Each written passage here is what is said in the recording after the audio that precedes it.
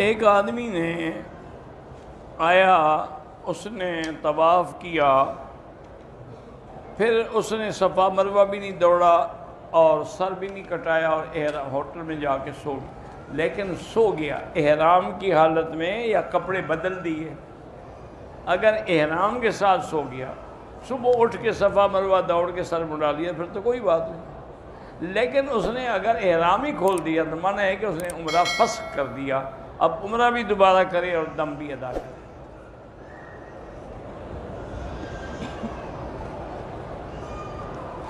پاکستان سے ہم آئے ہیں، ہمیں 15 دن ہو گئے ہیں، جتنے بھی ہو جائیں، عمرہ کرنا چاہتے ہیں تو کر سکتے ہیں، نفلی عبادت ہے، مسجد عائشہ سے کرنا چاہیں، مسجد جیرانہ سے کرنا چاہیں، طائف سے کرنا چاہیں، اور اسی طرح حدیبیہ سے کرنا چاہیں، عرفات سے کرنا، یعنی حدود حرم کے باہر سے کہیں سے بھی کر سکتے ہیں، لیکن طائف کے عمرے کا بڑا ثواب ہے کہ وہ میقات ہے۔ میری بیٹی کی شادی کو 5 سال ہو گئے، اولاد نہیں ہے، علاج کر رہے ہیں۔ بہرحال اللہ تبارک و تعالیٰ کے قرآن پاک میں پیغمبر کی دعا ہے، رب لا تذرنی فردا وانت خیر الوارثین۔ تو میری بیٹی یہ دعا جو ہے نا، ہر نماز کے بعد کم سے کم 7 دفعہ پڑھا کرو۔ عمرے کرنے سے حج فرض نہیں ہوتا، یہ پرانے دور کے مسائل تھے۔ اب تو عمرے کے بعد آپ کو ایک دن بھی کوئی زیادہ رہنے نہیں دے گا تو حج کیسے کریں گے آپ؟ حج کا الگ نظام ہے، عمرے کا الگ نظام ہے۔ جو عمرے کے ویزے پہ پہلا دن واپس جائے گا اس سے حج فرض نہیں ہوتا، پھر اللہ توفیق دے تو آ جائے۔ بہرحال اگر عمرے کی توفیق ہے، حج کے عمرے پہ دعا ہو، اسی کی برکت سے اللہ حج بھی نصیب کریں گے۔ اگر ایک آدمی نے عمرہ کیا، طواف کیا، صفا کیا، لیکن حلق حدود حرم سے باہر جا کے کرایا، دم پڑ گئے، کیونکہ تینوں چیزوں کا تعلق حرم سے ہے۔ لَتَدْخُلُنَّ الْمَسْجِدَ الْحَرَامَ إِنْ شَاءَ اللَّهُ آمِنِينَ مُحَلِّقِينَ رُؤُوسَكُمْ وَمُقَصِّرِينَ لَا تَخَافُونَ۔ تو طواف بھی حرم میں، صفا بھی حرم میں، اور حلق اور قصر بھی حرم میں۔ بلکہ بعض علماء تو اتنی سختی کرتے ہیں، وہ کہتے ہیں مروہ پر ہی حلق ہونا چاہیے، کہ حضور پاک نے جب بھی حلق کیا تو مروہ پہ کیا۔ ہم کام کے لیے آئے ہیں۔ بہرحال ائمہ ثلاثہ کے نزدیک تو آپ پہ دم نہیں ہے، لیکن حنفی مسلک میں یہ ہے کام کے لیے آؤ یا کسی لیے، میقات سے لازم احرام باندھو، ورنہ بعد میں آپ کو عمرہ بھی کرنا ہوگا، دم بھی دینی ہوگی۔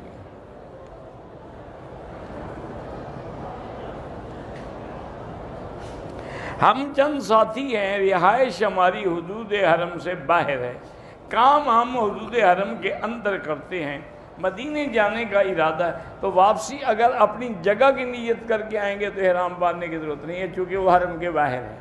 اگر مکے کی حرم کی نیت کر کے پھر لازمی ہے کہ احرام باندھیں۔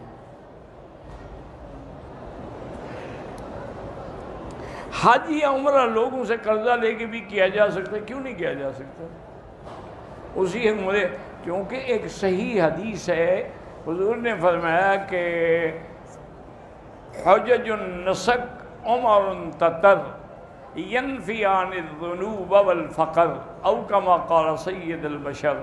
حضور نے فرمایا کہ بار بار حج اور بار بار عمرہ جو ہے یہ گناہوں کو بھی مٹا دیتا ہے اور غریبی کو بھی مٹا دیتا ہے۔ اس لیے علماء نے لکھا ہے کہ جس آدمی کے رزق میں برکت نہ ہو نا، عمرے کرے، جتنا عمرے زیادہ کرے گا اتنا اللہ رزق زیادہ دے گا۔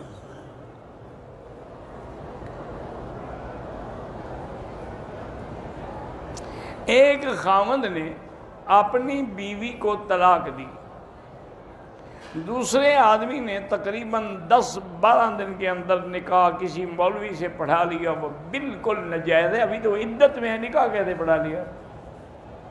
اس کی عدت ہی نہیں گزری، اچھا مولوی ہے بھائی۔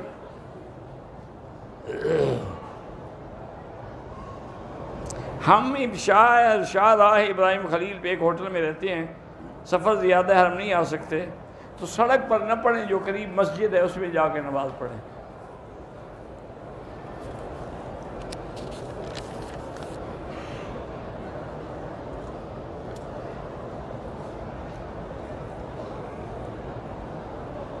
بہرحال غامدی صاحب جو ہے نا، ایک بات تو یاد رکھو کہ یہ بالکل صراط مستقیم سے ہٹا ہوا انسان ہے. یہ نئے نئے مسئلے پیدا کر کے پوری دنیا میں ایک تاثر دینا چاہتا ہے کہ عالم ہی میں ہوں. ابھی تک یہ مسئلے تو کسی عالم نے بتائے نہیں تھے. اب غلط مسئلے تو عالم بتاتے نہیں. وہ کیوں بتاتے؟ وہ تو حدیث کا بھی منکر ہے، وہ تو اسماء رجال کا بھی منکر ہے. وہ تو کہتے ہیں کہ حدیث کا معنی الہام ہے، دل میں خیال آ جائے کہ صحیح ہے تو صحیح ہے، ورنہ صحیح نہیں ہے. تو اسی طرح وہ رجم کا بھی منکر ہے. اسی طریقے سے بہت ساری چیزیں ہیں شریعت کی جن کے انکار سے آدمی کافر ہو جاتا ہے. تو بہرحال وہ یہ کہتا ہے کہ بھئی غیر اسلامی ممالک میں جمعہ نہیں ہوتا، تو جہاں الحمدللہ اب مثلا انڈیا ہے، غیر اسلامی ملک ہے، لیکن اللہ کا شکر ہے وہاں ہمارے مدارس ہیں، مساجد ہیں، جمعے ہوتے ہیں، عیدیں ہوتی ہیں، سب کچھ ہوتا ہے. کیوں نہیں ہوتا ہے؟ یہ کیا مطلب ہے کہ غیر اسلامی ملک میں نہیں ہوتا؟